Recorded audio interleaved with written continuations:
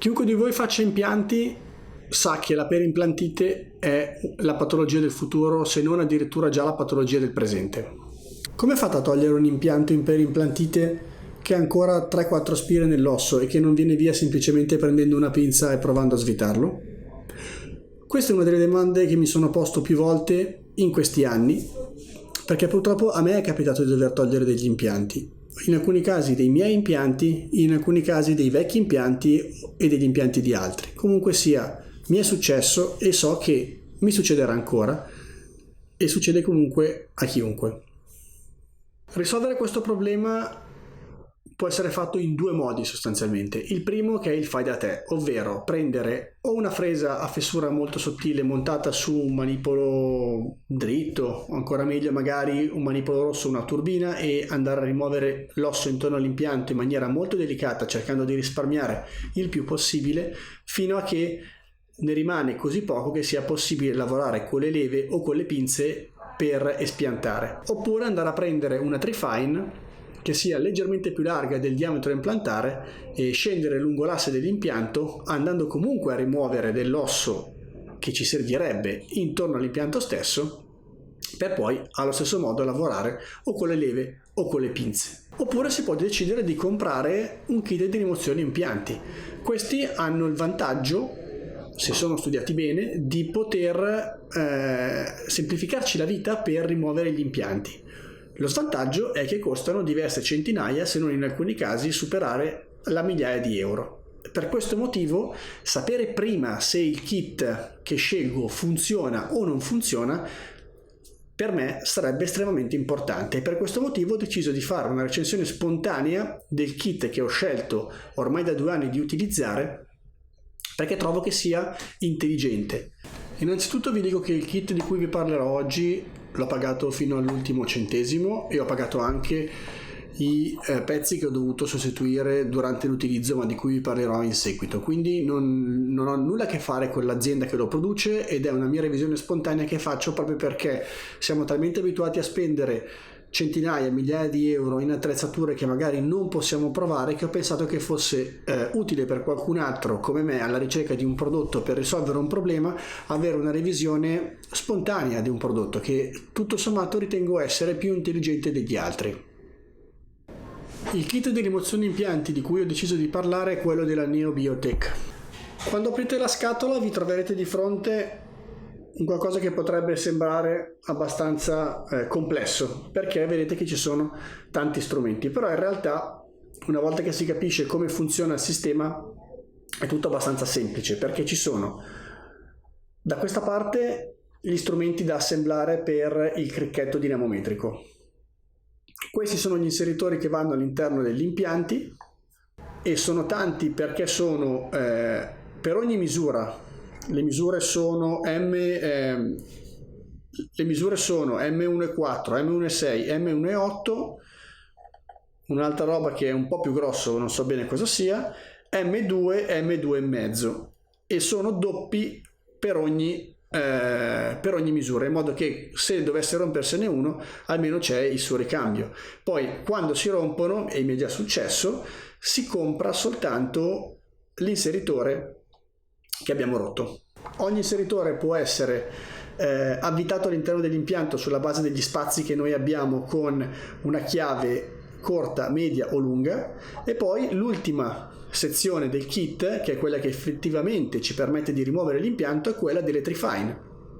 Queste Trifine hanno diversi diametri che vanno a, accoppiarsi con il tipo di impianto che utilizziamo, e queste sono soltanto le chiavi corta, media e lunga che si utilizzano per avvitare gli inseritori all'interno dell'impianto, quindi in realtà è tutto abbastanza semplice.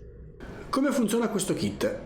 Allora, il cricchetto è composto da 3 componenti che devono essere assemblate prima dell'utilizzo, niente di tragico, nel senso che molto semplicemente si inserisce un componente all'interno dell'altro e poi si avvita.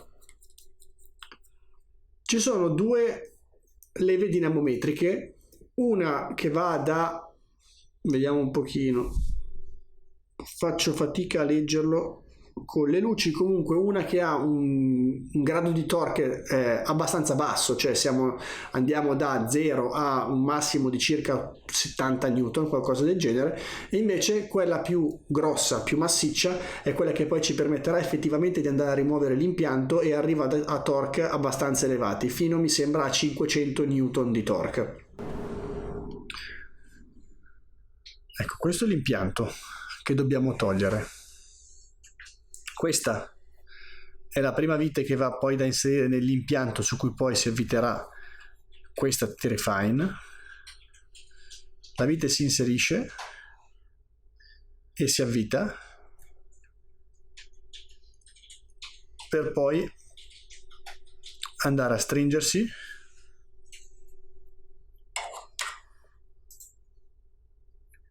poi si prende il torque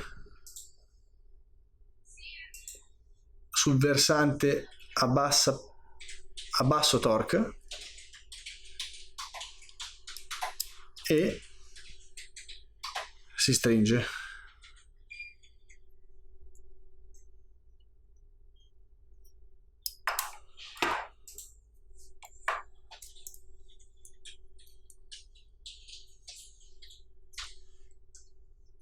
E si stringe. Successivamente si prende la T-Refine che sia tutto sommato congruente al diametro implantare, quindi in questo caso un anello, solo che questa scenderà verso l'impianto non avvitando questa non scende. Questa, siccome avrà l'azione di svitamento dell'impianto, scende quando io la svito e a questo punto va ad impattare sulla piattaforma implantare e sarà su questo che lavorerà.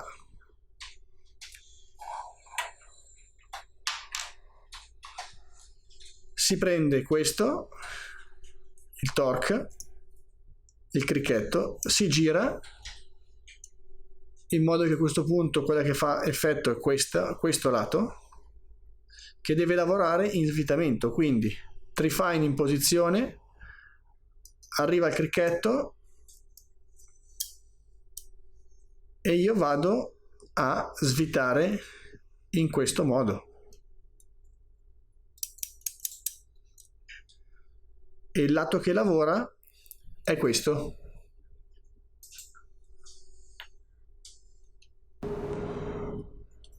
Adesso si vedrà che non ho fatto proprio il liceo artistico, però sta di fatto che se io ho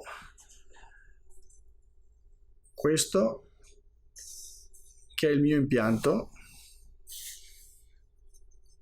che devo togliere,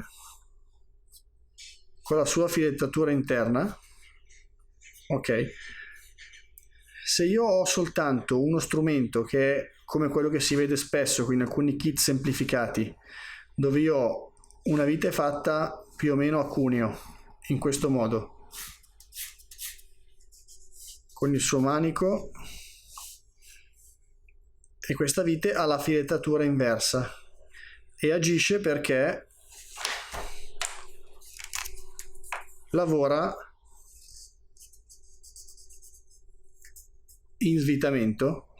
Questa vite cosa succede? Che si avvita, grippa all'interno della camera implantare dove c'è la filettatura che di solito prende la vite protesica, però tutta la forza di svitamento si va a scaricare proprio sulle pareti dell'impianto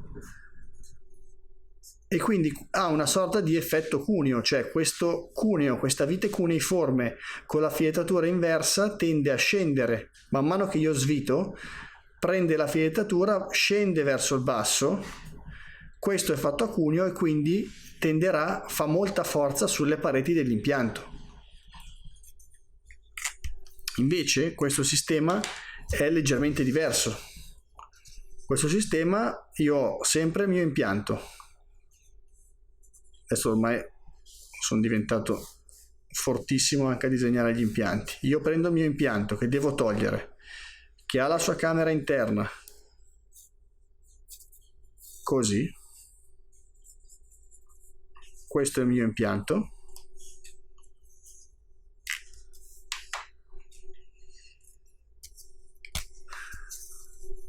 Ho una vite primaria, che è questa,